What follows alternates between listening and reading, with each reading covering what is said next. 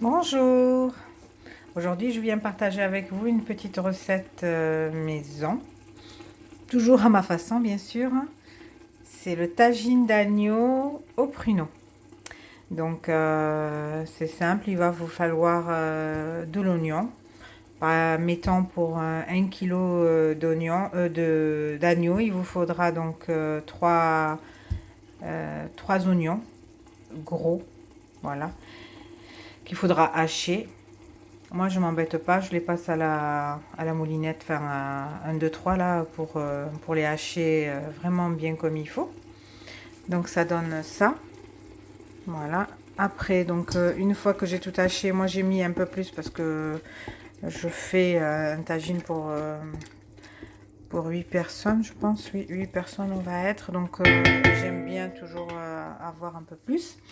Donc, on met donc l'oignon à mijoter avec un peu d'huile et une pincée de sel à peine. Donc, à revenir, enfin à roussir. En attendant, donc, on lave notre viande, on prépare l'ail. Donc, pour 1 kg, il vous faudra 3 grosses ailles.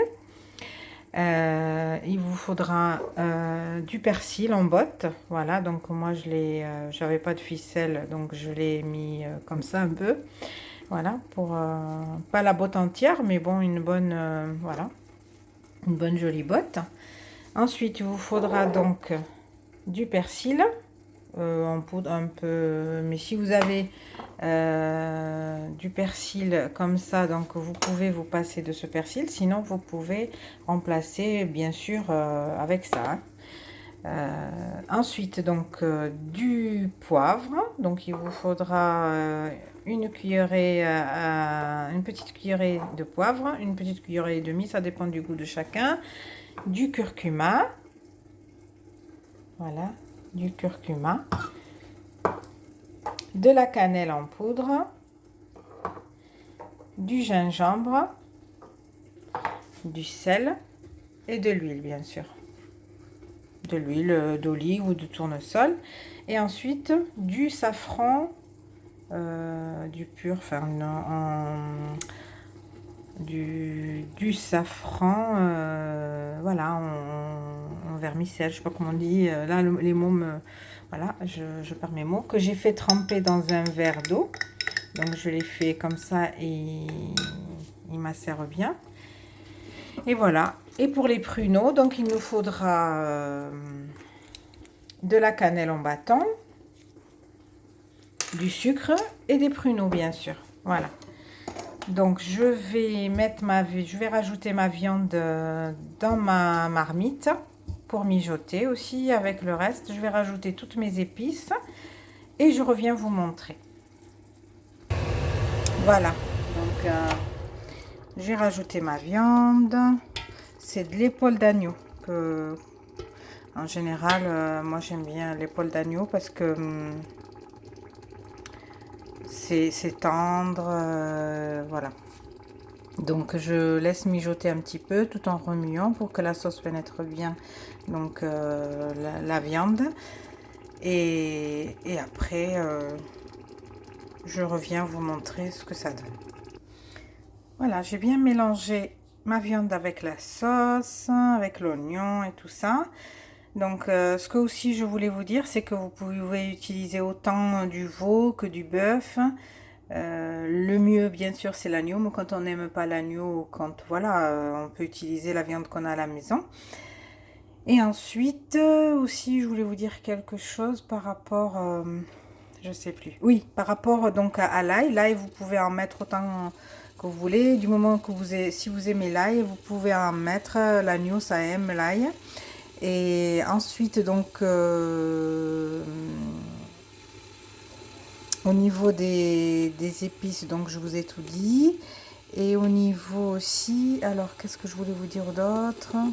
Ben, je me rappelle plus. Oui, alors après, une fois que c'est cuit, pour décorer, ben, moi j'utilise aussi des amandes qui sont déjà pelées, enfin mandées on dit, et que je fais griller un peu à la friteuse électrique là, pour que ça soit pas trop gras.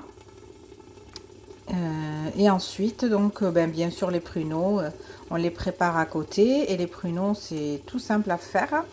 Donc il faut prendre donc un verre d'eau pour 500 g de pruneaux. Je vais vous montrer ça. Voilà les pruneaux que j'achète. Donc moi j'achète, bon ben on peut acheter n'importe quel pruneau du moment que c'est des pruneaux qui sont dénoyautés ou avec des noyaux. Hein. Moi j'aime bien dénoyautés, mais avec les noyaux c'est très bien aussi. Hein. Donc on les met dans une casserole, on verse dessus un verre d'eau, bien comme il faut pour que ça les couvre un petit peu. Ensuite on rajoute donc la cannelle en bâton. Voilà, qu'on a déjà, que je vous ai montré voilà, tout à l'heure. Et donc pour 500 g, on utilise donc un bâton de cannelle, ça suffit largement. Et après, par contre, il faudra du sucre. Donc du sucre, il faudra peut-être, ça dépend comment vous les aimez, mais plus ils sont sucrés, mieux c'est. Mais bon, voilà, après, moi je dirais 3 cuillerées à soupe de sucre. Moi voilà, j'utilise un peu moins de sucre, mais bon la recette normalement on la fait avec un peu plus de sucre, voilà. Mais n'empêche que même si on utilise un peu moins de sucre, c'est très bon quand même, voilà. Et on laisse cuire pendant 10 minutes dans cette eau avec de l'eau et dans cette eau avec du sucre et de la cannelle. On rajoute une petite cuillerée de cannelle en poudre et on laisse, on remue de temps en temps. Donc en général 10 minutes ça suffit pour que ça soit prêt. Et on les couvre et on les laisse de côté. Moi là vous voyez par exemple je prépare mon repas ce matin pour ce soir. Comme ça une fois que la viande aura cuit, déjà ça me prend moins de temps. Comme ça l'après-midi ben, je suis libre. Et en plus de ça la viande... une fois qu'elle est cuite avec les sauces et tout ça, si elle repose toute une journée, elle sera que meilleure le soir. Quand vous allez la goûter, elle sera succulente. Voilà, donc je vous montre ma viande en train de revenir un petit peu. Après, donc je vais rajouter mon safran. Voilà, il faudra que toutes les...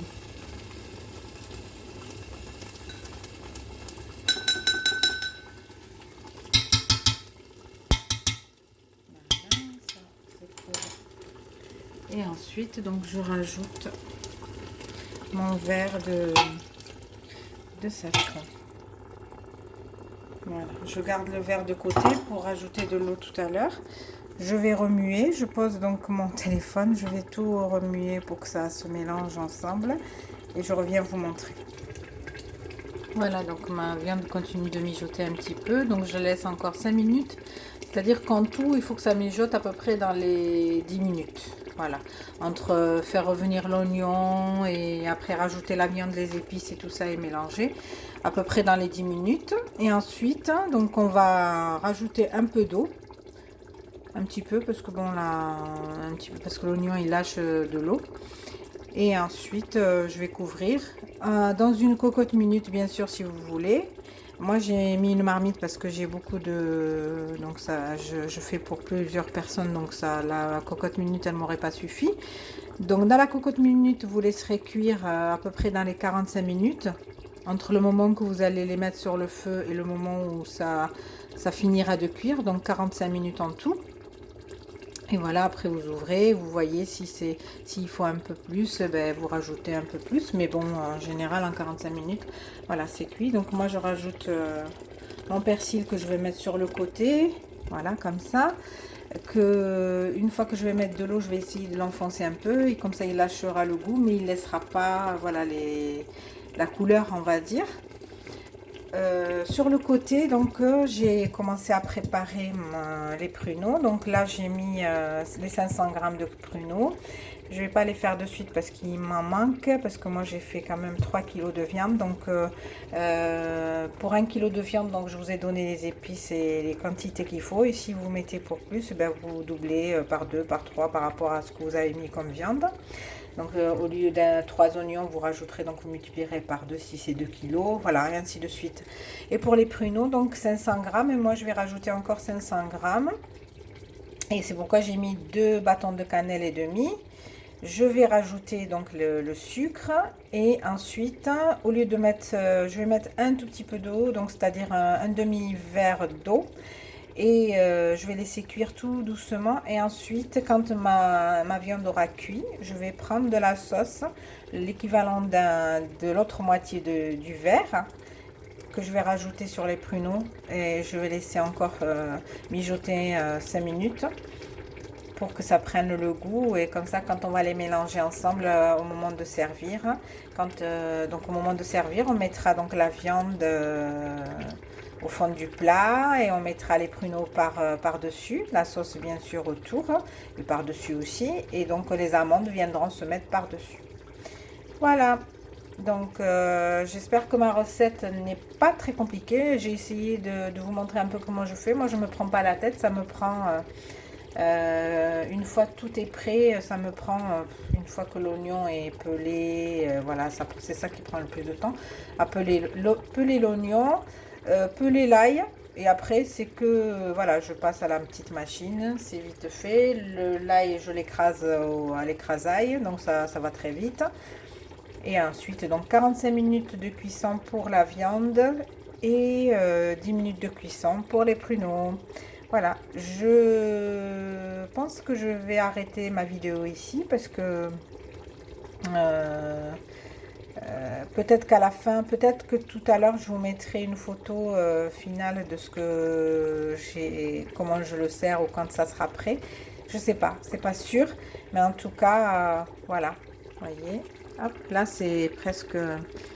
Donc, je vais vous montrer comment je rajoute l'eau, peut-être en dernier. Et je vais rajouter de l'eau et je reviens vous montrer comment c'est couvert. Et voilà. À tout de suite.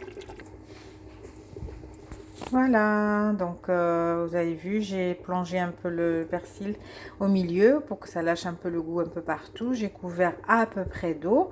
Donc, il ne faut pas qu'elle soit couverte entièrement. Là, j'ai mis un verre et demi. Donc, voilà, un verre, le verre avec lequel j'ai fait donc un verre et demi. Voilà, c'est les verres de chez Ikea. Donc un verre et demi, je vais couvrir et je vais laisser, comme moi c'est une marmite, normalement je vais laisser cuire à peu près dans les 1 heure. Dans les 1 heure. Donc, mais de toute façon, comme c'est une marmite, on est toujours à temps de rajouter de l'eau parce que ça s'évapore un peu plus vite que la cocotte minute. Et ensuite, donc, j'aurai aussi le temps peut-être de refaire cuire un petit peu si jamais. Mais en général, 1 heure maximum, ça suffit. L'agneau, ça cuit, quand c'est de bonne qualité, ça cuit bien comme il faut. Voilà. Je vous dis bon appétit et peut-être à tout à l'heure pour une photo finale de ce que ça donne.